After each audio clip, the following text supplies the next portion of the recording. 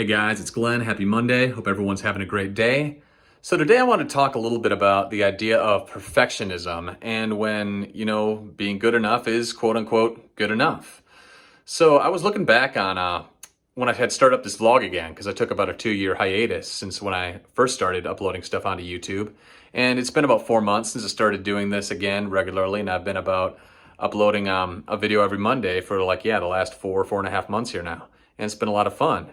But one of the things that had kept me from getting back into it after my hiatus was I had put pressure on myself that if I was going to start uploading and doing YouTube stuff again, that it had to be of a certain production quality, and I needed to have, really good ideas and be really good at video editing and stuff. And for the longest time, because I was so intimidated by this idea of what I thought it had to be, I just didn't do anything. I just put it on the shelf. I just focused on other things. And the idea about, starting up my YouTube channel again and venturing into that world just started to get stale. And it wasn't until I decided that, you know what? Maybe I'm not a great video editor. Maybe I don't have all the tools that I would like to produce the kind of content that I would like to see myself producing.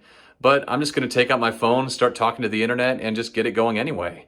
So something I learned by getting this channel going again, as well as other areas in life, is that it's important to keep going and keep trying and doing stuff even when you're not in a place where maybe you want to put out the work that you'd like to see yourself putting out. And maybe some of that is pride or insecurity, or maybe you've got this sense of if you want to put yourself out in the world, you want people to see you in a certain way, and until you think you can shine that light in the way you want it to, then you'd rather not have people see you at all. But just in my experience of doing this YouTube thing about being an entrepreneur is that you find out it's way less costly to try something and come up a bit short and fail from time to time than it is to keep putting things off because you're waiting for the time to do something perfectly, because you have this idea of it has to be this A-game thing that you got to do.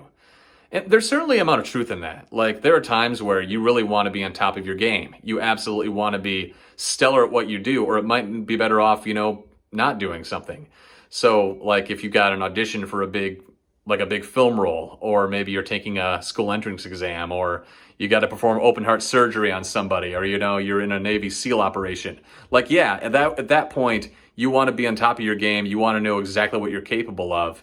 And it would be better if it was left undone or done by somebody else if you can't be the person to bring that standard of work. But those sort of extreme instances are so few and far between and so anecdotal, and so much more of life is about these smaller iterations where you're working out, you're trying to develop something, and you're just developing and learning along the way.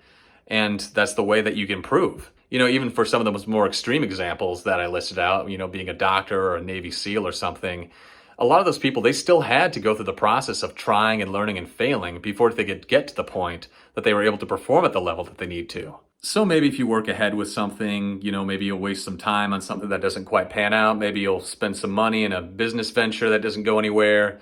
Maybe you'll hurt your pride or embarrass yourself a little bit by putting yourself through some things that don't quite go according to plan. But those small stumbling blocks are a lot less painful and a lot less impactful in the long run than if you never decide to try and get out there and challenge yourself and put yourself in a position where you can fail. The other beautiful thing, particularly in this venue of doing stuff on YouTube and social media, is that if you fail, or if I put out a video that doesn't perform as well as I would like to, or doesn't kind of get the attention that I would like it to, then the worst thing that happens is that people just don't notice. Like, I put out a video, and if it's not a great video, then it'll just, fade off, and, people will watch other stuff. Same thing if you put out a tweet or a TikTok, or you're putting out other content into the world. It's not like the world is, constantly judging you, where if you're trying to improve at something and you put something out there and it's not great, that, people are just going to close doors to you, and, business opportunities are just going to start getting taken away from you. The world just doesn't really work like that, largely because, everybody else is so worried about their own thing that they don't have time to worry about judging everybody else. But, most of the time when I quote unquote fail at maybe Twitter or, putting stuff out on YouTube, and I've still got a pretty small channel, so I don't get a whole lot of attention even on a good day. But it's like, even if that doesn't go well, then okay, the video just kind of fades away and I'll just try it again next time. And that's just what it is. And it's not like any time that you fail is some death blow that keeps you from being able to improve and move on.